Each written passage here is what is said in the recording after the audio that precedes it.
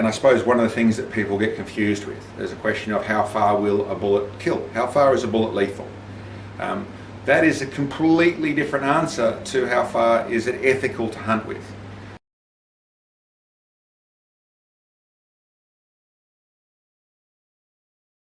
G'day, welcome to Mark and Sam After Work. Today I want to go through a topic that I get asked about in various forms, and I've seen a bit of the information out there coming back as to what I feel should happen, and there's a lot of places where I haven't seen the information. So it's not particularly a topic that I want to talk about, but I'm going to go into in some detail and try and go some general what I think is a good ethical process to look at in the form of hunting. Specifically, obviously, it would be long-range rifle hunting. Some of the things come under the bracket of all hunting. So I should start with the qualification of, as much as we do hunting, we do some of it. We certainly do some different pest culling and hunting in different occasions. We don't do a lot of it, but I think to some degree or another that gives us a pretty good perspective for some of the things that we're about to go through. To start off with, I suppose I'd go through a question I quite commonly get is a general question of, I want to go hunting. I had one the other day. I want to go hunting. I want to hunt out to around 1,000 yards. What's a good rifle to me to use? Now there's a couple of things I'd go through with that.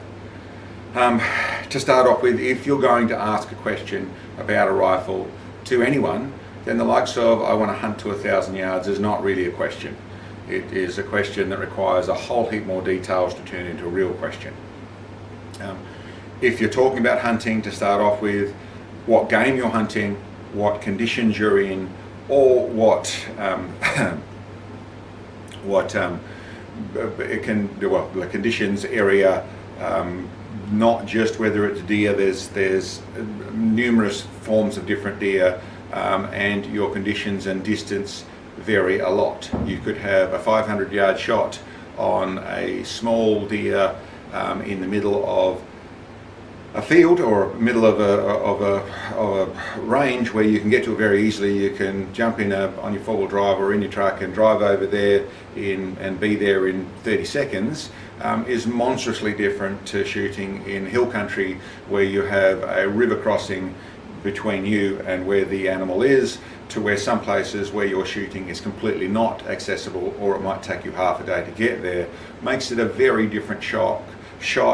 A deer, whether it be a small animal not much larger than a sheep, or a large animal almost the size of a horse, all come under the same bracket, and the local area, the local conditions, the bone density of animals change in different areas. There's lots of things that change stuff.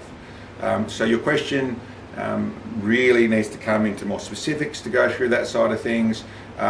And really, I would generally say it's not someone you're going to ask a gun person about that type of thing. You'd ask local hunters that know the area and know what's going on. The other part of the question, the 1,000 yards, well, to be truthful, I don't hunt past 500 yards, maybe 600 yards at a stretch. The reason for that is both the circumstances that you're generally dealing with, but there's a couple of things that I'd go through. When you are selecting a caliber for particular forms of hunting, then, like I said, the smartest way to do it is communicate with the people that are shooting or hunting exactly in your area. Exactly the people that they use, that the information is there, whether that's your local gun store, whether that's local hunters, whether that's the local pest control, whatever it is, there's going to be people that have the information that will tell you what is good for this job. Another side of it is very good to do is to understand the ballistics of what you're talking about, understanding the energy that you're delivering downrange. Very important, and I suppose one of the things that people get confused with is a question of how far will a bullet kill? How far is a bullet lethal? That is a completely different answer to how far is it ethical to hunt with. What will kill you won't necessarily kill you today. You can get, to put it in a very simple form, you could kill someone with a knitting needle. You can, if you press a knitting needle through something only 3 or 4 inches in and pull it back out, that if you hit the right place will kill something. Equally, you can just annoy something by doing exactly the same thing in the same place. So what I'm trying to say there is that unless your bullet is in the speed where it can deliver enough percussive force, where it can create enough trauma on entry, also you're talking about where the bullet is expanding and operating properly, so for want of a better term, you end up with a small explosion in the impact site of where you're hitting, is how you kill properly. That's how it is properly lethal and working properly. So that means that the likes of I suppose there's the other side as well. You can use too much force. You use something like a 243 on a rabbit at 100 yards, you're going to end up with no rabbit.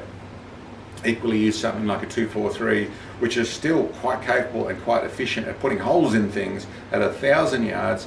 It's way past where it's actually going to deliver the force required to do the job ethically. And then you should understand that there is, like I said, the amount of bullet speed that you actually need to make a bullet expand and do the right things is quite different to where it will still kill but won't do the job ethically. So understanding your kilojoules, your foot-pounds, wherever you want to talk, but understand the amount of energy required is very important. Understand the type of bullet you're using, all those things to make sure you're doing the job effectively, appropriately and ethically at the distances you're talking about. So that stuff can be done the best way, as I'd said, to find that information is to speak to the locals that understand that. You can obviously Google and get a lot of this sort of information, but it is a responsible thing for you to be able to understand what is actually happening, why you're using, what you're using, not testing by seeing the results to happen to animals, although you should always pay attention to what's going on there, but by understanding you're walking out with the right stuff. And I suppose that leads into another part of the conversation is the way to do this job is with respect. It's the way that the hunting will stay there for everyone. It's not, in my opinion, nothing in our world is a right. Our world is, a lot of people choose to use it's our right, it's my right, it's for all the different things, from the animal rights to all the rest of it. I don't really agree or go down that philosophy. I go with the fact that we earn what we get, and we should treat everything we can with the respect that it deserves. And that includes when you're killing pests, and you're out there, and that might be where you're going through to clean up hogs or pigs, whatever you want to call them, and they're doing massive damage to things. To torture them or to not kill them properly because they're horrible animals and you hate them, I understand the philosophy that goes with that. I understand that they are a giant pain and you're in some cases angry about them. It isn't the right approach. It is still a life, it is still something, kill it with respect. And what I'm really protecting is not the animal, I'm really protecting is you and fellow hunters, realistically. And I'll move into a bit more of that conversation later on, but there's another whole world out there that have a fair bit of what I would probably call a disconnection from what is reality, bordering on delusional, but there's a whole world that are fighting against any hunting and so many other things that are make a lot of common sense in our world. These people are fighting against that. And the likes of making sure that you do things with respect, you have that covered so you know what you're doing, you understand why you're using the ammunition you're using, you're understanding what the distance you're shooting at, you understand that you want an ethical kill, you want that animal dead as quickly as possible, and you want to be respectful about your processes, gives you very good ammunition, for want of a better word, or power, another way I put it, in conversations or in situations where the wrong things happened and the tide's turned against you. And that can be in social media, or that can be just in local conversation where you have it covered. You aren't just bludgeoning your way through that side of things. You understand what you're doing, you understand why you're doing it, and you're doing it with respect. Gives you a lot of strength in that situation. Bit of a diverse conversation where we're heading down this road, but the other thing, I'll come back to that initial question of 1,000 yards and why I only shoot 500 yards. And to be honest, I have some issues with long range shooting, well, extreme long range shooting, the way of hunting. My first and my biggest issue I have with it is flight time. Once you have more than half a second of flight time, my honest call is you don't know what's going to happen. And even though things seem calm, even though everything's settled, and probably 95% of the time, you have a second and a half. They don't hear anything, nothing's happening as long as you stay inside your supersonic zone, so the bullet gets there before the sound, then probably you're fine. But if you have a whole second of flight time, in a second a lot can happen. They can start to move because of something next to them. They can just start to move. There can be a butterfly flap in front of the animal, and all of a sudden it moves, and then you have more than 6 inches of movement. You've moved out of your kill zone. Even with the perfect shot, you've moved out of your kill zone, and at that point then you're in recovery mode. And if you've just gut shot an animal, or you've just knocked a piece off his nose, or you've just done damage to this animal and you can't get to that animal fast enough, then you're in a situation where, even if that is a pest animal, even if that's a problem animal in all sorts of different ways, you have then put the animal in a lot of distress. It gets away. It is, I don't even have to get into concern about the animal as much as I have to get concern about what's seen of that and what that turns into with either local hunters that are all of a sudden angry that someone is wounding animals out there and leaving them, to the nature people, to the rest of the world, that can turn into a big thing out of a simple little mistake. There's another equation that also opens into. It's one of the things that you see some companies do a lot of advertising about. That's how they do it. They're long range hunting and pushing it out, and it makes their equipment better, and they're showing off how much they can do and what distance they shoot at. And there's a pride thing of I shot at a longer distance. In truth, hunting isn't about shooting at a longer distance. Hunting is about the ability to stalk and the respect of the hunt, to be able to get close enough to be able to do the work, to be able to get the shot done in a very ethical way, so you are certain.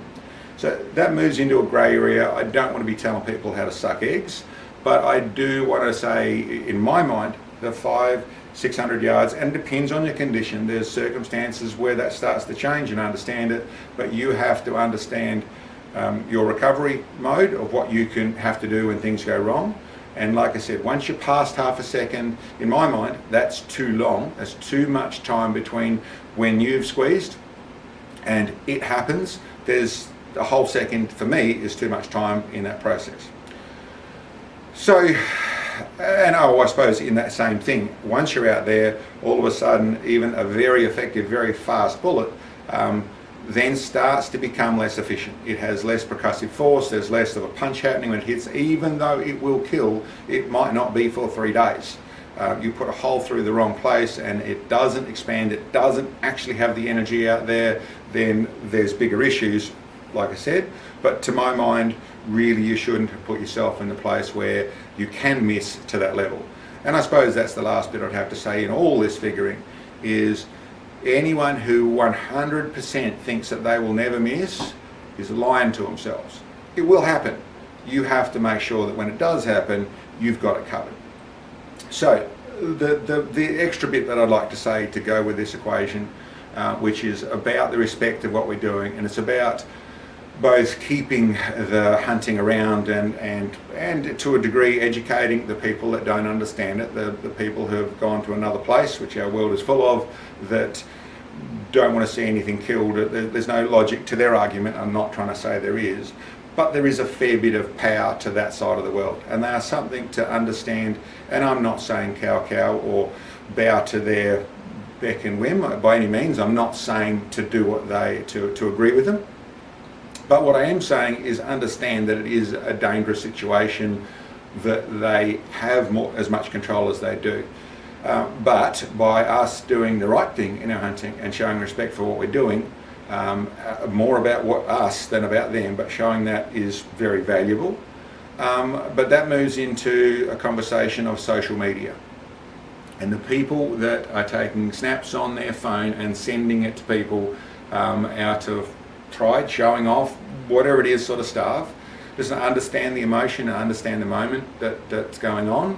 But I'd have to say it's very foolish. It's very dangerous, and it could cost you a lot. It could cost you an enormous amount in the fashion of that little snap at that moment, and no matter whether it was flippant and foolhardy, or whether it was bursting with pride and showing off and just wanted to show this, or whether it was proving a point, or whatever it was, at that moment it might make sense.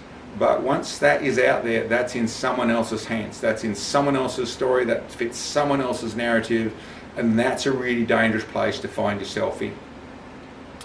There are stories, there are situations, and fully aware of all the positives of the likes of the safari hunting, where there is a lot of misinformation out there. Those, generally what you're looking at is very good situations where the very small point of it is someone killing a dangerous animal. The bigger point is the amount of the animals, the rest of the animal support, the amount of protection against poaching, the amount of money for communities that don't have money, the massive positives that come from that, and yet you put the other world gets a spin on that, and they hurt people horribly, and they end up hurting the animals and they're hurting themselves. It's all very negative, but it doesn't really matter. It all came from the fact of a social media snap that had to go out there that other people get their hands on. So in my honest perspective, that snap, that bit of whether that's pride or that's foolhardy or whatever it is, that bit there is a bad thing.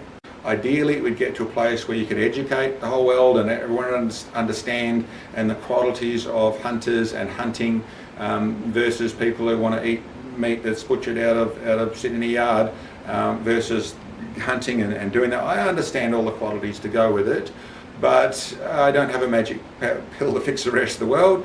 But I do know that what we should do is put ourselves forward in a respectful fashion. And that also means that when we go into hunting, and this includes any form of hunting, whether you're hunting with a spear, whether you're hunting with a bow, whether you're hunting with a trap, if that same process of the animals, there is respect shown for what you're taking out of the wild, then on both levels, that also means your decision on what to hunt is taken with respect. So you want the hunting to be there for a long time. So, you know, there's times in our world where everyone has gone and killed every animal they can because they want the hides or the pelts or the oil or whatever it is. Obviously not respectful, obviously a different situation. There are also times where there is some trophy hunting that is gone to a different place, and once again it's much more about the pride of the moment than the respect of the process. But all those things are also done very well, probably most of the time. My main comment would be protect yourself, do what you do with respect, understand it, and I suppose the final bit when we're talking really about our form of shooting, which is extreme long range, my honest call on extreme long range hunting is I don't think it's ethical.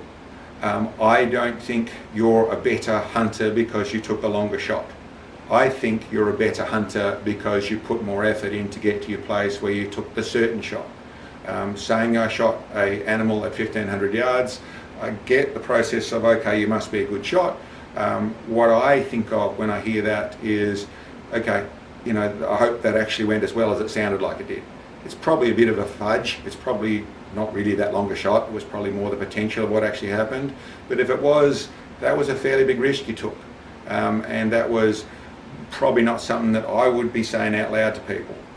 Once again, don't want to be saying suck eggs or teaching how to suck eggs, but do understand that this stuff can be used against us. And as much as I'm saying to protect yourself, you don't want a storm that is against you and the damage that can cause and the stress that can cause.